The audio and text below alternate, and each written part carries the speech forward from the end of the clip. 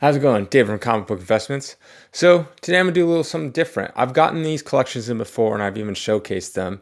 Um, but this is a Star Wars complete 1 through 107. And so I thought, let's go through them. They're pretty high grade, so it'll be kind of nice to look at and stuff like that. So let's just go through them all. All right. All right. Let's start off with here's number 1, Star Wars number 1, the thing that kicked it off. George Lucas was kind of a genius when it came to merchandising and marketing, and when he negotiated his power with the studio, he decided that he wanted all of the merchandising rights and proceeds and all that kind of stuff. And so they back then they didn't think anything really of it, like, oh, who cares about toys and comic books. And so before the movie came out, he came out with a toy line which ended up being delayed, but comic book, and he went to the cons and all that kind of stuff, and he made a ton of money off of the merchandising. And that's really what kind of kicked off a whole new way of marketing, was to come out with toys and stuff like that. Another famous one that came out with a toy line to and also used a cartoon to promote it was the Turtles. They basically came out with a 5-episode cartoon to promote their toy line. All right, so Star Wars one. This is pretty nice. This is like a 9.0. All right, this is number 2. Now, I haven't really looked through any of these at all, but they're all pretty high grade.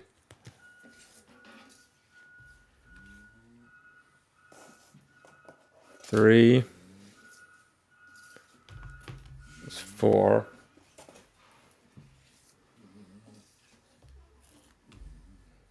5, 6.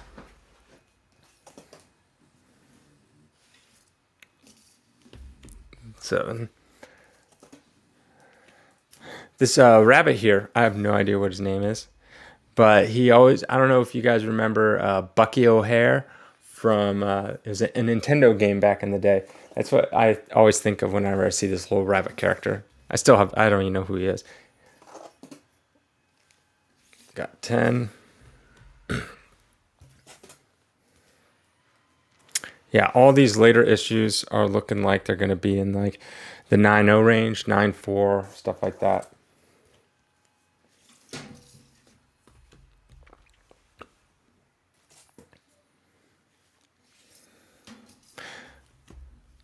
Now, you guys, as you're watching, you should, as a fun thing, guess what I paid for this. Just put in a comment below of something you thought it might have been, what I paid for the whole collection.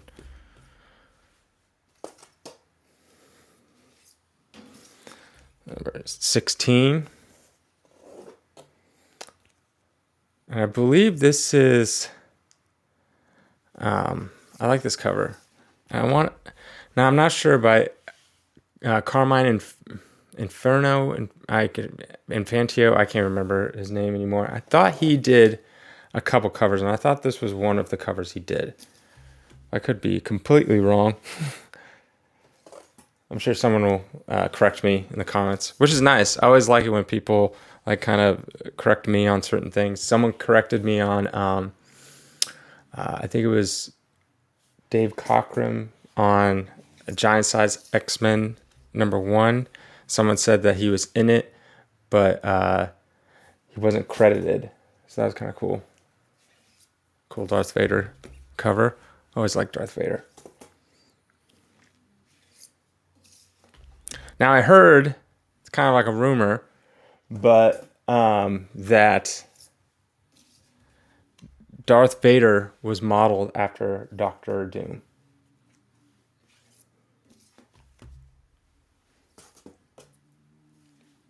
Number 25. Yeah, and there's also an Obi-Wan TV show coming out, which is, I wonder if, Ewan McGregor, I wonder if he is going to come back and reprise his role. That'd be cool. I always liked him. He was in one of my favorite movies of all time, Trainspotting. It's a movie with, I think, Daniel Daniel Boyd is the director, or no, Danny Boyd. I don't know. It's been so long since I've seen the movie, but he also did Slumdog Millionaire. He's done a bunch of other stuff, but it's about a group of guys that do that get addicted to heroin. I don't know. I just like it. It's a good story.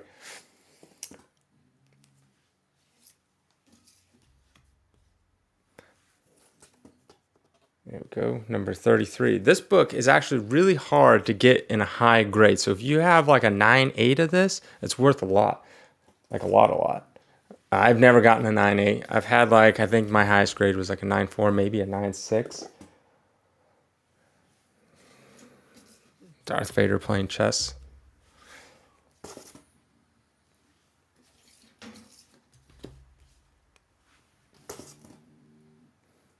I always thought this Luke Skywalker's face on this was kind of funny looking. I don't know if you can see. It's just kind of, he's like kind of like fat and chubby and I don't know. I just thought it's funny sometimes how some of the art doesn't look that good. But honestly, sometimes bad art can look good in its own way. I don't know. All right, so this starts The Empire Strikes Back. So that's crazy. It went up to almost 40 issues before, they got to The Empire Strikes Back. Which people say Empire a lot of times is their favorite. I like the first one, and I don't mean prequels first one. Whenever I say first one, I mean like the original Star Wars Episode 4. That is my favorite one. First appearance of Yoda. And here we go. The Mandalorian. This one is probably like an 8. I'm not looking at the back covers. But yeah. And then we got Darth Vader and Luke Skywalker battling out. And we are missing number 43. Ooh, guess that wasn't in there.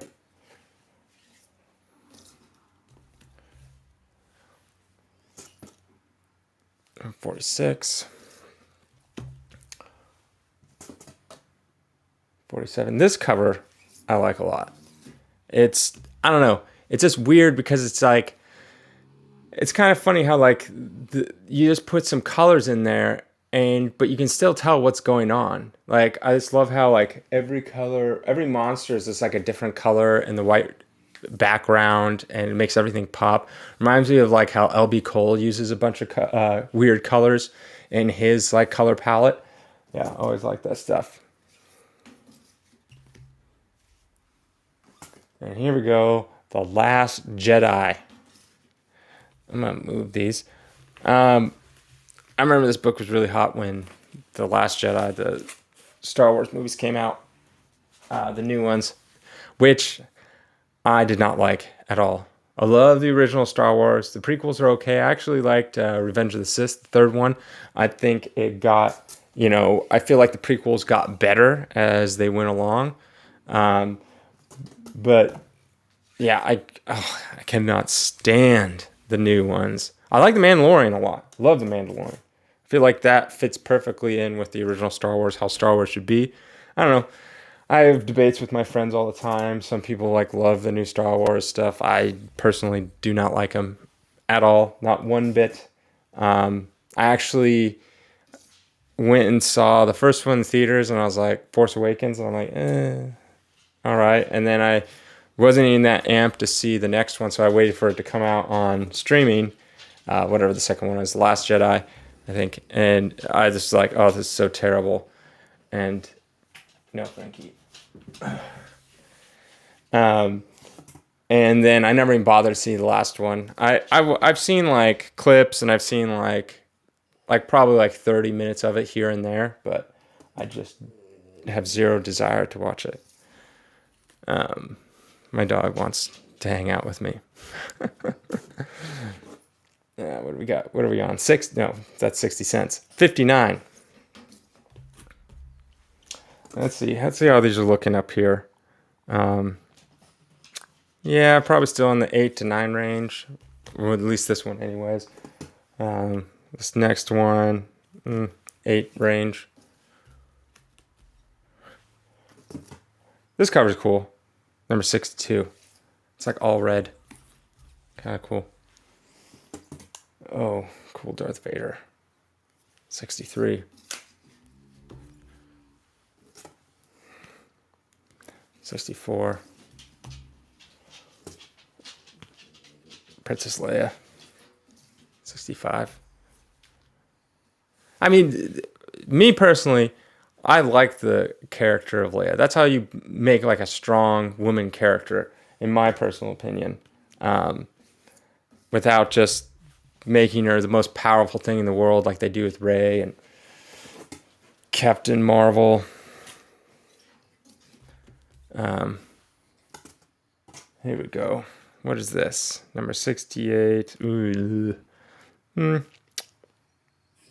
It's like about a 7 maybe. And it's a newsstand. But most of you guys know that newsstand does not mean everything it means. Just because it's a newsstand and not a direct edition, or on this side.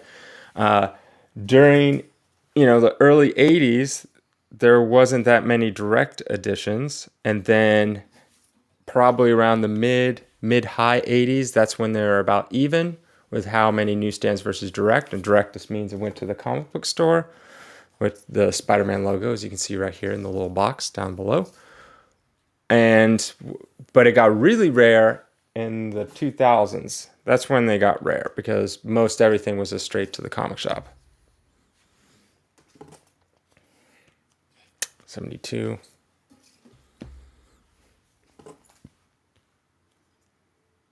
This is another one of those covers that's like kind of white with a bunch of different like bold colors.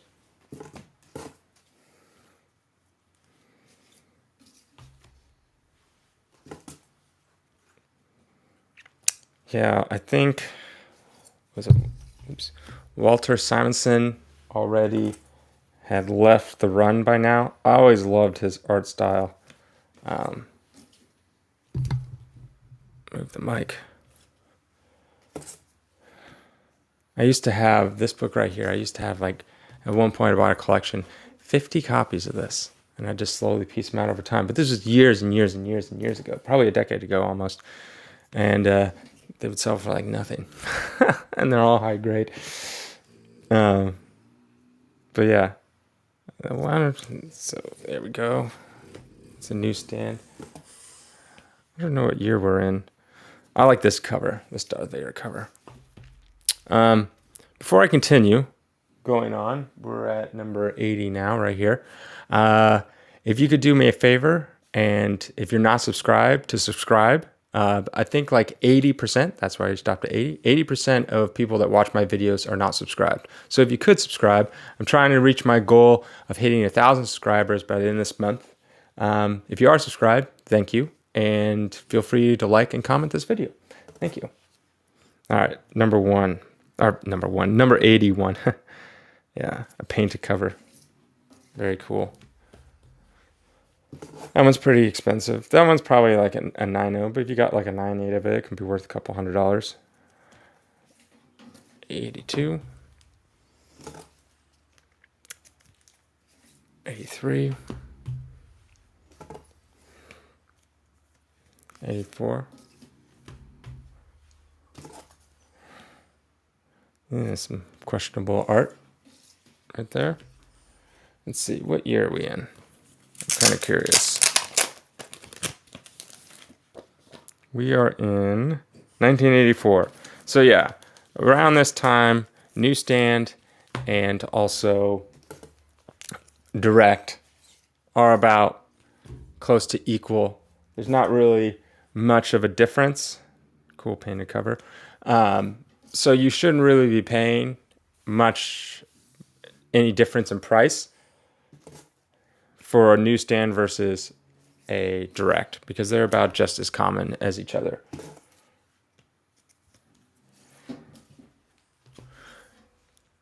Oops, there. 90. I don't know. Has anybody ever read all of this old series? I have not. Curious if anyone out there has. I know someone has, but I mean, of the people that are watching this video.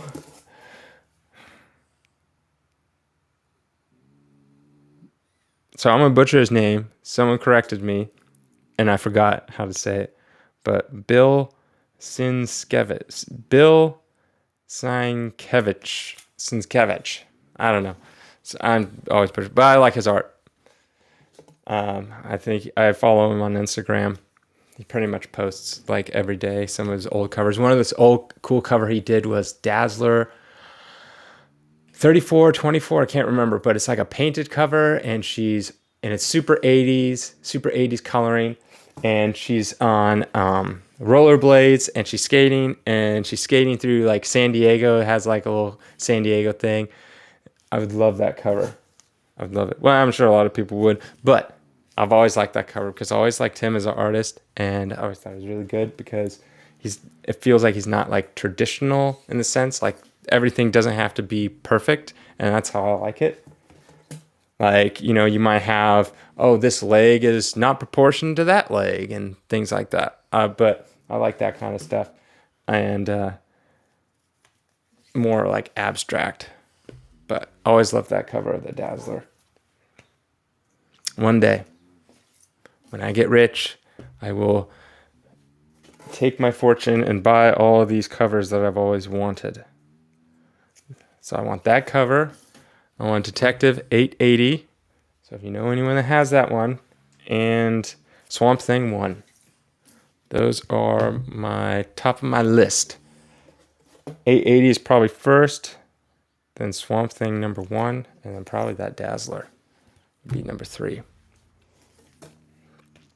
Now, obviously, I would settle for a Hulk 181 cover, Now we're getting towards the end. Sorry, I'm like looking at some of the covers and stuff. What are we in? 105. This cover is so weird to me. The art is kind of unique and weird. I like that, but it's just like a bunch of rabbits and stuff. I've never read it, but that one's pretty high grade. As you get to the later issues, they get a lot more scarce because they did low distribution of them, so they can become a lot more expensive. And let's see what year we're in now.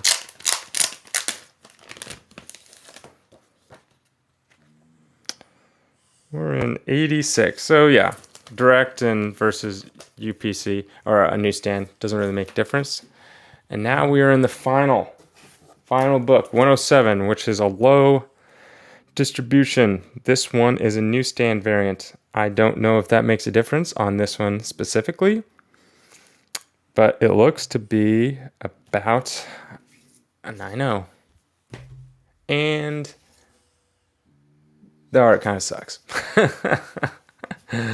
It's just kind of whatever, Yeah, so I thought this would be kind of cool to go through every single book in the Star Wars series. Didn't have the annuals. I always loved annual 3. Is it 2, 3? The one with Darth Vader. It's all black and he has his hand coming out or something like that. I can't remember. It's 2 or 3. I want to say 3. But yeah, let me know if you like this kind of stuff. I could do it for other like collections I get in. If I get like a run of something, we could go through it piece by piece and kind of talk shop as we're doing it. So yeah. All right. Thanks.